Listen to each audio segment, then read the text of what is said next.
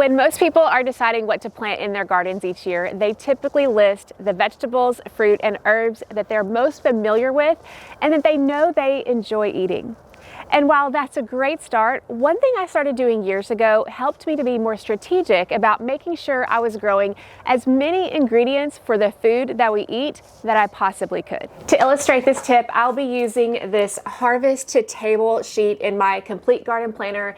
This whole printable planner is available in my shop, but you can also do this with a notebook piece of paper, whatever you have on hand. You see, my goal as a gardener has always been to grow as much as I could, but that didn't only mean to grow cucumbers or tomatoes. It extended to recipes that those vegetables would be involved in. I didn't, for example, only want to have cucumbers. I also wanted to have sweet pickle relish. And I didn't only want fresh tomatoes. I also wanted salsa or bruschetta. And those foods had secondary ingredients that I could also grow. But the key for me as a gardener was to make sure that I planned on growing those secondary ingredients. So here's how I do this using the Harvest to Table Goals worksheet. I first identify a product or a recipe that I know I want to use ingredients from my garden to be able to make. For example, if I want to grow sweet pickle relish, I find the recipe, in this case in the Ball Blue Book, and I'll list out the ingredients that are needed for that recipe that I can grow in my garden and in my climate. For this recipe, I can grow cucumbers, onions, and peppers. And then, and this is really important for organization, I list where the recipe is located. That way, when those crops start coming on, I can easily reference the recipe. One of my biggest frustrations is having all my harvest coming on and I can't remember where I put the recipe that I wanted to use them from.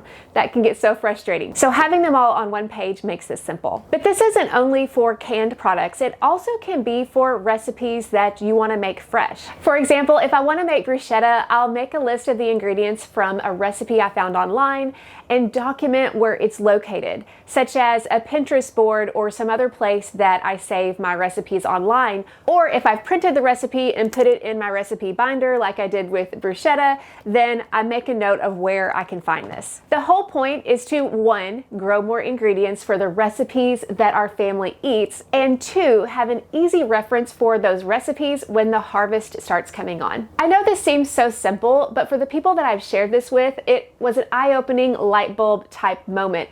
And by the way, this tip is just one of many strategic garden planning strategies that I share in my online garden planning course, Dream to Garden. We only open this 3 times a year in February, April, and November. If you're interested in Dream to Garden and you're watching this live, it'll be opening next week. So click on the link in the description and add your name to the waitlist so that you can be notified when the course is open. And if you have a favorite recipe that you use your garden harvest for that you would love to share, please post a link in the comments. I'm always looking for great Harvest to Table recipes.